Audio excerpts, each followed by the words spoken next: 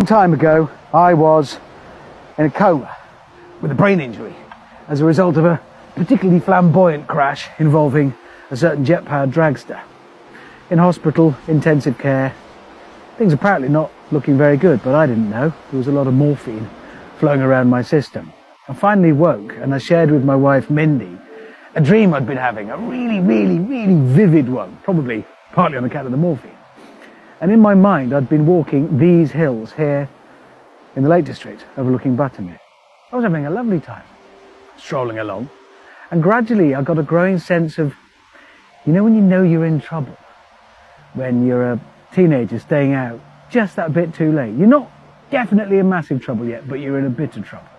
And that feeling grew and grew. And I walked up this slope where I am now towards this tree, this exact tree. And as I got closer and closer to the tree, that sense of, I really am in trouble. I'm going to be shouted, I'm going to be in a lot of trouble. Grew and grew until eventually in my dream, I turned back. I didn't walk round this tree and carry on. And I woke. And that's the dream I told Mindy about. Mindy told me her side of the story because at the same time I was having that dream, she'd been called into intensive care and told, Mrs. Hammond, I'm really sorry, things aren't looking good. All his vitals, they were monitoring everything. I was on full life support and breathing apparatus and the lot. And she was told, it's not looking good, we think we're going to lose him. And she said, is there anything I can do? And they said, well, no, not really. And she said, can I shout at him? And they said, yeah, whatever. And she asked, no, I mean really shout at him. And she did.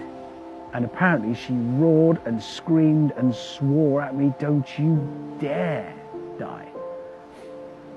And that's when I turned back from this tree in my dream, and that's when I woke. It's true. I mean, I didn't really come up to this hill and walk around this tree. I was in a coma in Leeds.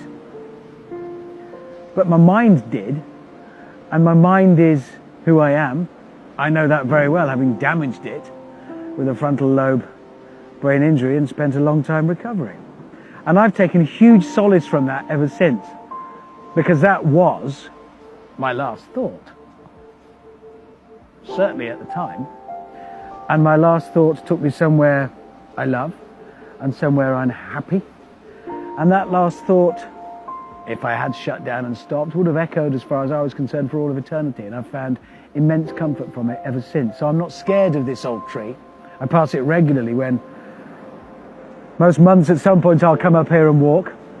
And every time I pass it, I do feel comforted. I know it's where I'll go. And it's still here, and I'm still here. But it does speak of the importance of place and the joy of being connected with the place. And I know this is very genuinely where I am. And where one day I will be. And one day I will walk around this tree. Nice to know where it is.